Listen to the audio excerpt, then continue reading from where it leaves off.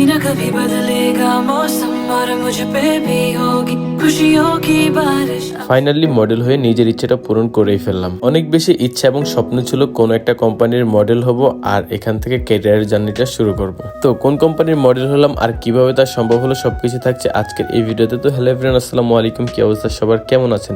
আলহামদুলিল্লাহ আমরা অনেক অনেক ভালো আছি। তো এট ফার্স্ট টাইম জান্নাতকে রেখে কোথাও যাচ্ছি, তাও আবার মডেলিং এ। তো জান্নাত তো অনেক বেশি মন খারাপ করতেছে সকাল সকাল। তো বাসা থেকে বের হয়ে আমি সোজাসুজি চলে আসলাম আমার সেলুন দ্য রয়্যাল সেলুনে। মেইনলি বেশ কিছুদিন যাবত ব্যস্ত থাকার কারণে সেলুনে আসতে পারি নাই, যার জন্য ভাবলাম সেলুনটা দেখে যাই কি অবস্থা, কাজ কতটুকু। যাই হোক গাইস, আমার সেলুনের কাজ কিন্তু প্রায় শেষের দিকে আর আমাদের রয়্যাল সেলুনের ওপেনিং কিন্তু ভেরি সন। তো শেষ সময় যতটুকু কাজটা সুন্দর করা যায় এবং পারফেক্টলি করা যায় সেইটা আমি বলে দিচ্ছিলাম এখানের ভাইদেরকে। বাই দ্য ওয়ে, আমার এই সেলুনের লোকেশন হচ্ছে মিরপুর 2 শেরেবাংলা ক্রিকেট স্টেডিয়ামের 2 নম্বর গেটের ঠিক উল্টো পাশে। তারপর আমি সেলুন থেকে বের হয়ে চলে আসি আমার লুক এবং হেয়ারটা সেট আপ করার জন্য, কারণ ফটোশুটে এটা একটা ইম্পর্টেন্ট ব্যাপার। যাই হোক, সবকিছু শেষ করে রওনা দিয়ে দিলাম স্টুডিওর উদ্দেশ্যে। তো গাইস, হঠাৎ করে কিভাবে মডেলিং এ আসলাম আর কোন কোম্পানির সাথে চুক্তিবদ্ধ হয়ে আমি মডেল হলাম সেই বিষয়টা একটু আপনাদের সাথে ক্লিয়ার করে বলি। মেইনলি আজকে আমি যে শুটটা করতে যাচ্ছি মডেল হিসাবে, এই শুটটা সম্পূর্ণ আমার প্রতিষ্ঠান দ্য রয়্যাল সেলুনের জন্য। এখান দিয়ে আমরা আমাদের রিসেন্ট রিলিজ হওয়া গানটা শুনতেছিলাম। গানটার নাম হচ্ছে নাকের নলক। এটা আপনার পেজ বা ইউটিউব চ্যানেল এসও মিউজিকে,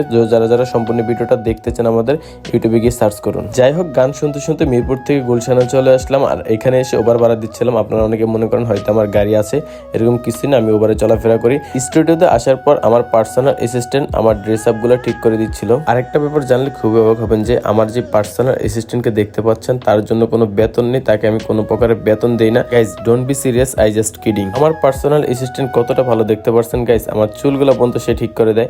তো আজকের এই ড্রেস আপে আমাকে কেমন লাগছে অবশ্যই কমেন্ট করে জানাবেন। আর গাইজ, সত্যি কথা বলতে আমার ইচ্ছাই ছিল না যে আমি নিজের ছবি তুলবো, ব্যানারে আমার ছবি হবে আমার কোম্পানির জন্য।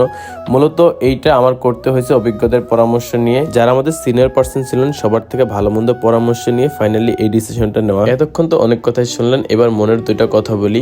এই বিজনেসে আসার পর অনেকে আমাকে কনগ্রেটস করছেন, আবার কিছু কিছু মানুষ আছেন যারা আমাদেরকে ভালোবাসেন অথবা পছন্দ নাই করতে পারেন, তারা জ্বলছেন অথবা বিভিন্ন ধরনের মন্তব্য করছেন।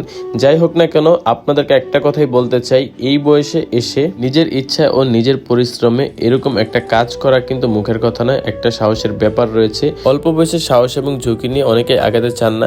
যাই হোক, সো কাউকে কিছু বলার আগে অবশ্যই ভাববেন যে সে কি করতেছে এবং কিভাবে করতেছে।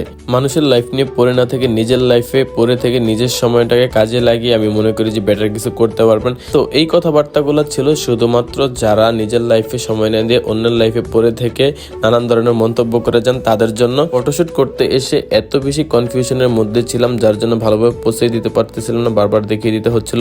মূলত আমি ছবি তোলাটা তেমন একটা পছন্দ করি না, নর্মালি আমি পিকচার তেমন একটা তুলি না। আজকে ফটোশুটে এসে অনেক কিছুই শিখলাম, অনেক কিছুই বুঝলাম। বেশ কিছু আউটফিট আমি স্টুডিওতে যাই এবং চেঞ্জ করে ফটোশুট করতে থাকি। এখানে কোন আউটফিটটা পারফেক্ট মনে হয়েছে, মানে কোন আউটফিটটাতে আমাকে পারফেক্ট মনে হয়েছে বা পিকচার দেওয়ার মতো সুন্দর কোয়ালিটিফুল মনে হয়েছে, সো সেটা আপনারা অবশ্যই কমেন্ট করে জানিয়ে দিবেন, কারণ আপনারা অনেকে আছেন অভিজ্ঞ সম্পন্ন, তো সবার পরামর্শ এবং মতামত চাই। সিম্পলের মধ্যে আমি কিছু পিকচার ক্লিক করি আর এই ড্রেসের পিকচারগুলো আমার সব থেকে বেশি ভালো লাগছে। দেন এখানে আমি আমার ফ্রেন্ড শাহিদের সাথে কিছু ডুয়েট ছবি তুললাম। আপনাদের সবাইকে অবশ্যই আমার সেলুনের দাওয়াত রইল, ওপেনিং ডেটটা আপনাদেরকে জানিয়ে দেওয়া হবে, সবাই চলে আসবেন, সবার সাথে দেখা হবে, আড্ডা হবে আর আপনাদের পছন্দের সব ক্রিয়েটররা থাকবে আমাদের ওপেনিং এ। তো আবারও বলে দিচ্ছি, আমাদের সেলুনের লোকেশনটা মিরপুর 2 শেরেবাংলা ক্রিকেট স্টেডিয়ামের 2 নম্বর গেটের ঠিক উল্টো পাশে। আপনাদের সবার সাথে দেখা হবে খুব সুন ইনশাল্লাহ। সবাই ভালো থাকবেন, সুস্থ থাকবেন, আমাদের জন্য দোয়া করবেন আর থ্যাংক ইউ সো মাচ এতক্ষণ ধরে ভিডিওটা দেখার জন্য। আজকের ভিডিওটা এখানেই শেষ করছি, দেখা হচ্ছে অন্য কোনো ভিডিওতে। Tata and take care.